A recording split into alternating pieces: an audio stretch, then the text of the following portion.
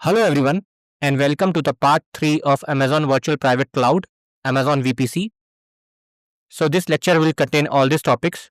What is DHCP? DHCP option sets in Amazon VPC, default DHCP option set, custom DHCP option set configuration, VPC DNS attributes, subnet types in Amazon VPC, subnet diagram, subnet routing, subnet security, and route table concepts. So first topic, what is DHCP? Every device on a TCP IP network needs an IP address to communicate. Previously, IP addresses were assigned manually to each device. Nowadays, IP addresses are assigned dynamically using the Dynamic Host Configuration Protocol DHCP, and this streamlines network administration. Applications on EC2 instances can interact with Amazon DHCP servers to retrieve their IP address lease, or other network configuration details such as the DNS server's IP address. You can customize network configurations provided by Amazon DHCP servers using DHCP option sets, and that allows for specific network settings within your VPC. Second topic is DHCP option sets in Amazon VPC. Amazon VPC uses a default DHCP option set for each region that enables EC2 instances to communicate over the virtual network. Custom option sets can be created and associated with a VPC for specific network configuration. Customizing DHCP settings such as DNS servers, domain names allows for enhanced network configuration within your VPC. Only one DHCP option set can be associated with a VPC at a time. Without an associated DHCP option set, instances in a VPC may not access the internet due to lack of DNS server access. This highlights the importance of DHCP settings for network connectivity. Third topic is default DHCP option set. So first setting is Amazon provided DNS, and this specifies the DNS servers for domain name resolution provided by Amazon. Next setting is domain name configuration. So this details the domain name used by clients for DNS resolution, and this provides the host name resolution within EC2 instances. Third setting is Amazon time sync service, and this highlights that EC2 instances uses Amazon's own time synchronization service by default, ensuring accurate system time across all instances. Fourth one is NetBIOS for Windows instances. This explains the role of NetBIOS names for easier identification of Windows instances on the network, contributing to simplified network management. NetBIOS node type, and this discusses or explains the method used by Windows instances to resolve NetBIOS names to IP addresses, ensuring efficient network navigation and resource access. This is the default DHCP option set. So it starts with the EC2 instance interacts with the Amazon DHCP server. The DHCP server assigns IP addresses and other network settings to the EC2 instances in the VPC, ensuring they can communicate within the network. Second step is the EC2 instance uses the Amazon DNS server for domain name resolution, translating human-friendly domain names into IP addresses that computers use to communicate over the internet. And the third step is the instances connect through the VPC's router to access other devices and services. The router serves as a gateway for the EC2 instance to send and receive traffic to and from the internet or other networks. Fourth topic is custom DHCP option set configuration. So what all we can specify? First one is domain name servers. So you can specify custom DNS servers for domain name resolution. This is for network communication and internet access. Next, you can specify domain name. You can define the domain name used by clients when resolving host names, and this is pivotal for internal DNS resolution process. So EC2 or within VPN or direct connect. Third one is NTP servers. So you can configure NTP servers to synchronize the time across all instances, ensuring consistent timestamps for operations. Fourth setting is NetBIOS name servers. So you can set up NetBIOS for Windows instances, and this facilitates resource identification and name resolution on the network. Fifth is NetBIOS node type. So this determine the method Windows instances use for resolving NetBIOS names to IP addresses, optimizing network efficiency. This is the custom DHCP option set workflow. So it starts when instances within the VPCs are launched. They utilize the network settings specified in the custom DHCP option set, as opposed to the default settings provided by AWS. So we have overridden that, and this allows for customized domain name resolution settings among other options. Then second is the instances interact with the DNS, NTP and NetBIOS servers defined in the custom DHCP option set. This means that for domain name resolution, time synchronization and NetBIOS name resolution, the instances refer to the servers that you have specified in your custom DHCP option set. And third is for the network connectivity, including the ability to connect to the internet or other services. The instances route their traffic through the router associated with the VPC.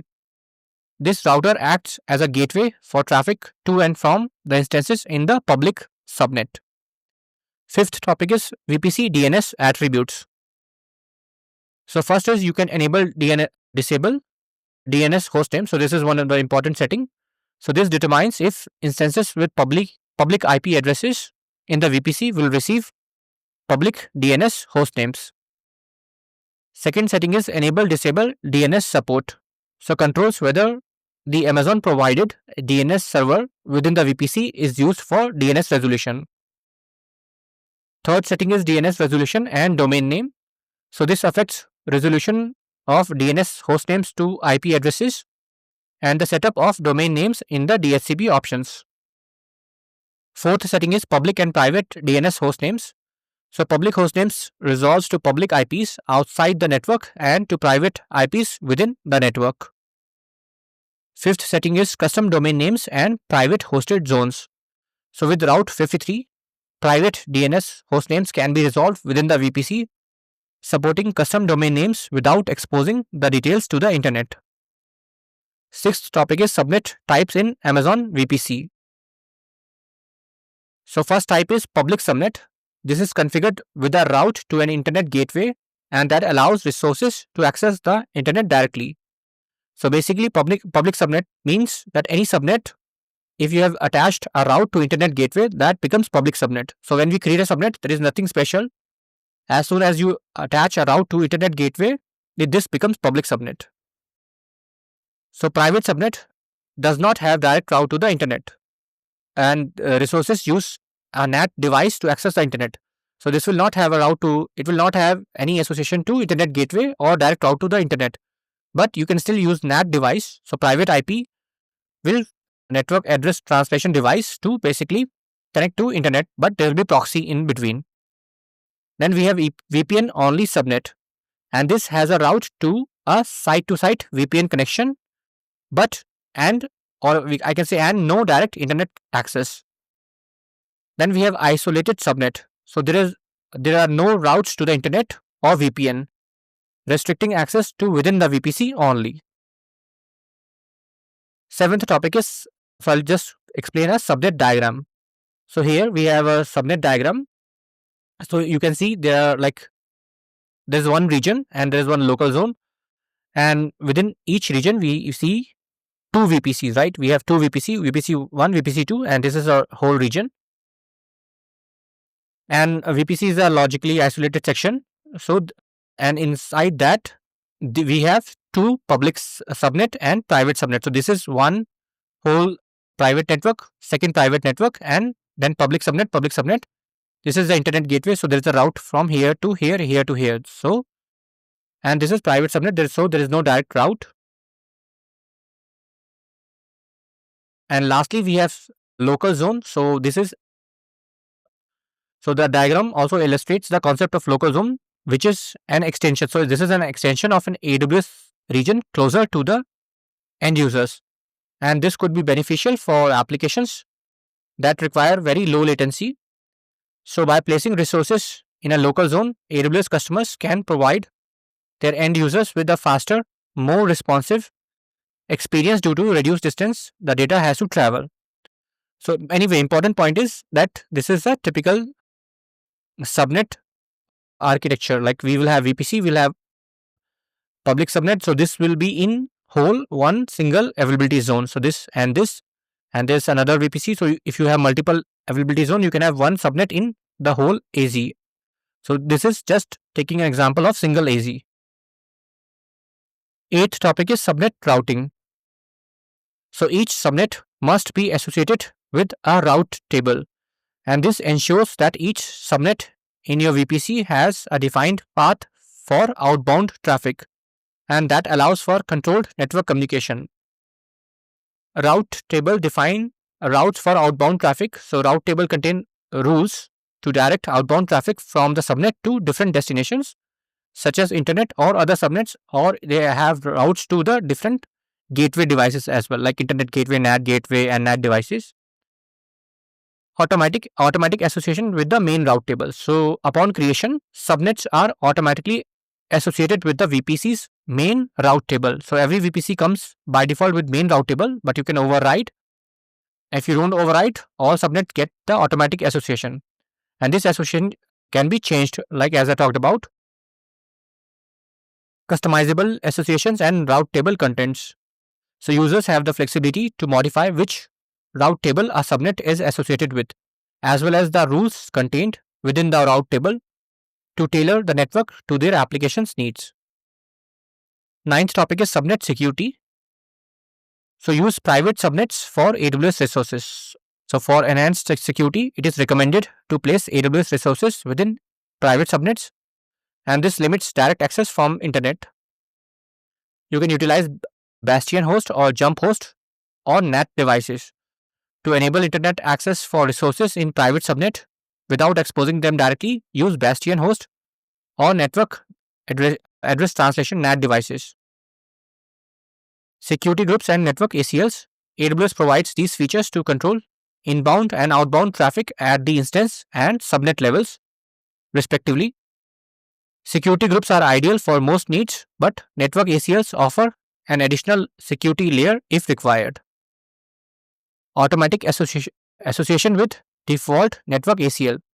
So new subnets are automatically associated with the VPC's default network ACL. So we talked about route table. Now this is the VPC's default network ACL, and this allows all inbound and outbound traffic.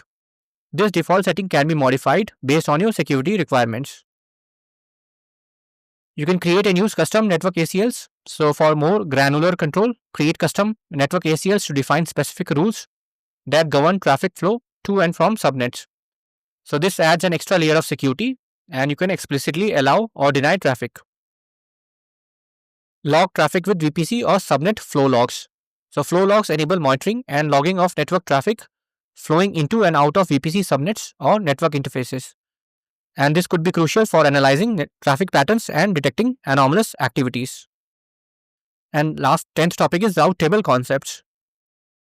So first one, we have the main route table. It is automatically assigned to your VPC, controlling routing for all subnets not linked to another route table. Then we have custom route table. So user created route tables within a VPC for customized network traffic routing. Then we have destination CIDR. This specifies the IP address range where traffic is directed. Target gateway or interface. So this defines the gateway, network interface, or connection through which traffic is sent. Route table associations. So this links a route table with a subnet, internet gateway, or virtual private gateway. Subnet and gateway route tables. So this designates route tables associated specifically with subnets or gateways for targeted routing. 7th, local and propagated routes. So local routes allow VPC internal communication.